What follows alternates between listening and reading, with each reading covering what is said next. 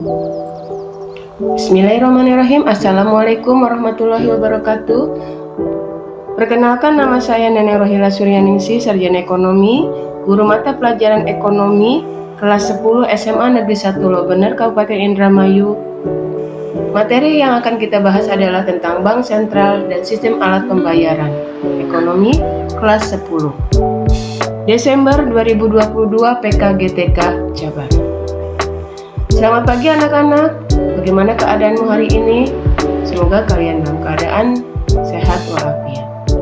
Marilah kita sama-sama membaca doa sebelum kita mulai pembelajaran hari ini. Berdoa, mulai. Terima kasih, berdoa selesai. Materi sekarang adalah tentang Bank Sentral dan Sistem Alat Pembayaran.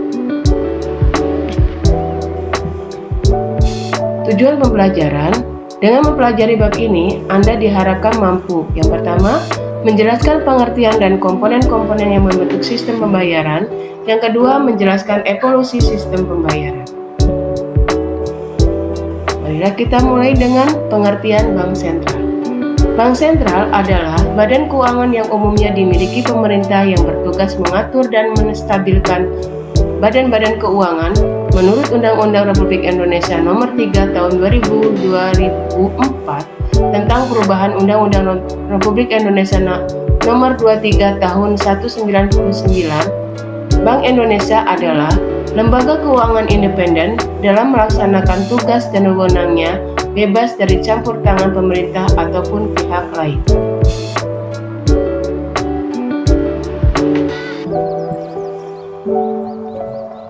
Yang kedua adalah tujuan Bank Indonesia.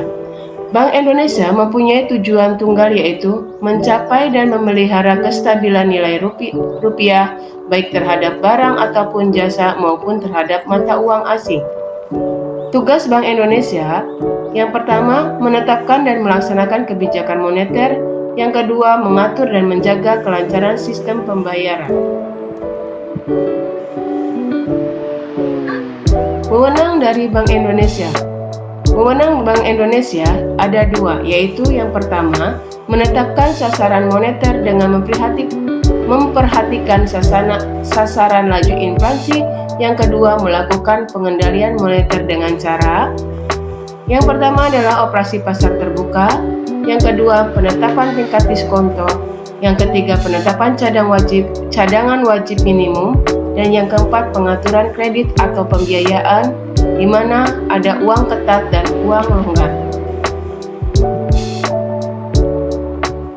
Peranan Bank Indonesia dalam stabilitas sistem keuangan, yaitu yang pertama, fungsi sistem keuangan adalah mengalokasikan dana dari pihak yang mengalami surplus kepada pihak yang mengalami defisit.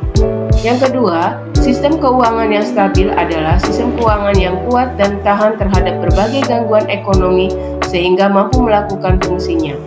Dan yang ketiga adalah stabilitas sistem keuangan adalah suatu kondisi di mana mekanisme ekonomi dalam menetapkan harga, alokasi dana, dan pengelolaan risiko berfungsi secara baik.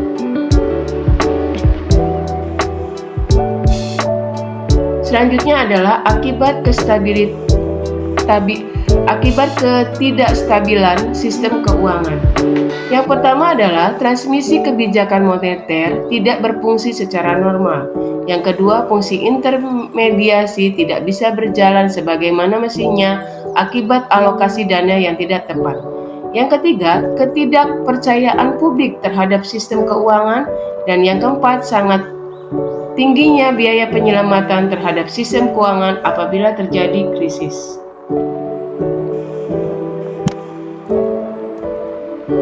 Lima peran utama dari Bank Indonesia dalam menjaga stabilitas sistem keuangan. Yang pertama, menjaga stabilitas moneter dengan inflation targeting framework. Menciptakan kinerja lembaga keuangan yang sehat melalui pengawasan dan regulasi. Yang ketiga, mengatur dan menjaga kelancaran sistem pembayaran. Yang keempat, riset dan memantau informasi yang mengancam stabilitas keuangan. Dan yang terakhir adalah sebagai jaringan pengaman sistem keuangan melalui LOR, Lender on the Last Resort. Kita akan membahas tentang sistem pembayaran.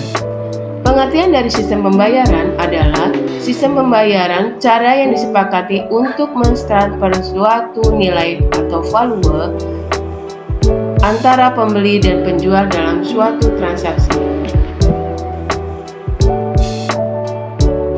Komponen yang membentuk sistem pembayaran adalah yang pertama, alat pembayaran atau payment instrument, yang kedua, sistem pembayaran yang memproses berbagai instrumen pembayaran interbank fund transfer system. Yang ketiga adalah lembaga yang memproses sistem pembayaran atau payment system operation, dan yang keempat, saluran pembayaran atau delivery channel.